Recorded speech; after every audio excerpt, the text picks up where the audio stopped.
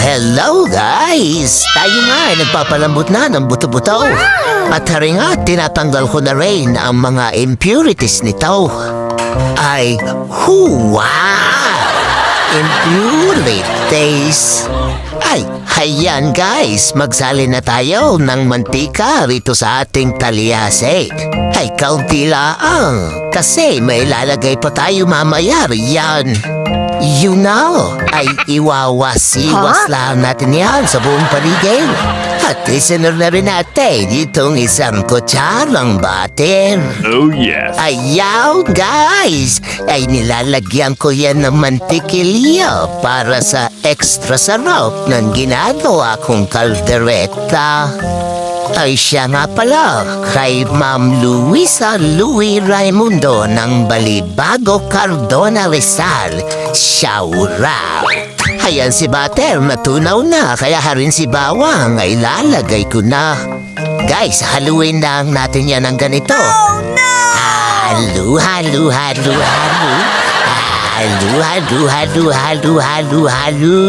Ahahay!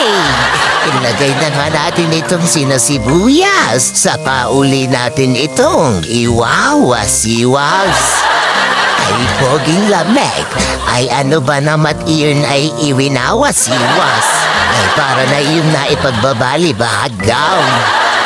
Guys, ang aromatics ay napalabas na natin. Kaya rin sina patatas at carrots ay isusunod ko na rin. At muli, halu.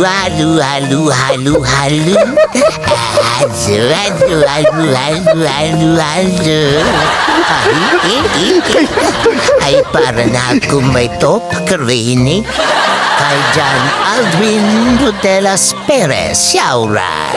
Isunod na rin natin ang tomato sauce para manuot na kagarito sa ating mga gulay at lalo itong dumilisyos. Oh yes. Kay Kuya Frisco Baico Teodoros, Shaura.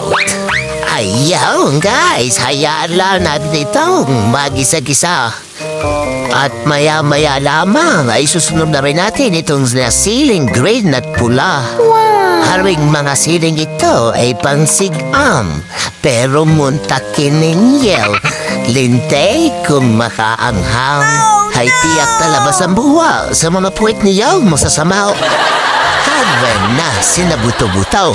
88 buwan Oh my God. pinakuluan ito. Ay ilalagay ko rin lagi ito ng rahan-rahan kasi nga nalalaglag na sa buto ang kanyang mga laman. Wow. Oops, bilangin nga natin. 104, 105, 106, 107, ay inaku pa. High blood ang aabutin natin ito.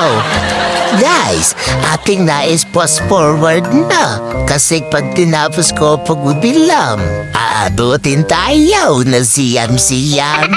Yaw, at naisuot ko na mapusa akong pot holder para paghawak ko sa talyase, hindi mapasaw ang aking daliri. That's Kay awesome. Ate Bonet Bolante, ay sorry na keeger.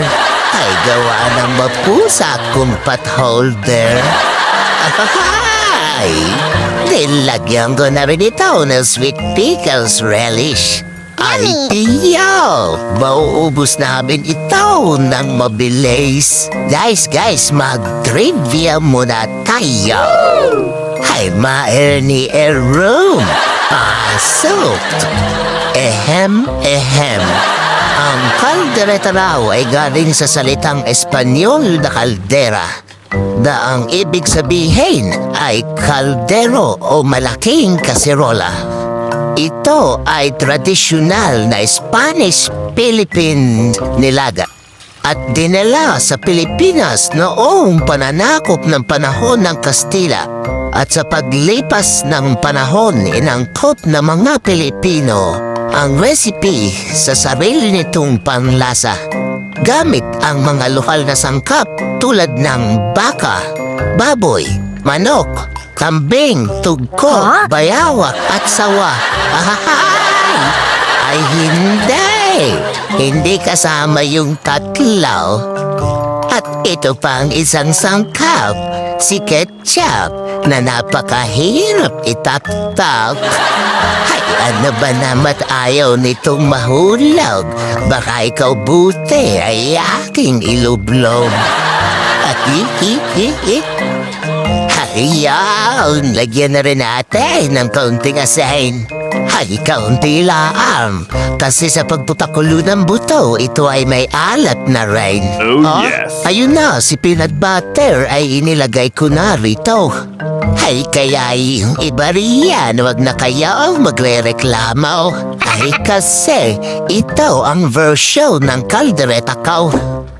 Guys, alam naman natin na ang classic na kaldereta, si peanut butter ay hindi ginagamit nila. Oh, yes. Ay alam na alam ko naman ang inyong inilalaho ay kundi sunrocks. Ay, joke lang. Pero guys, sa true lang. Ay, sa true.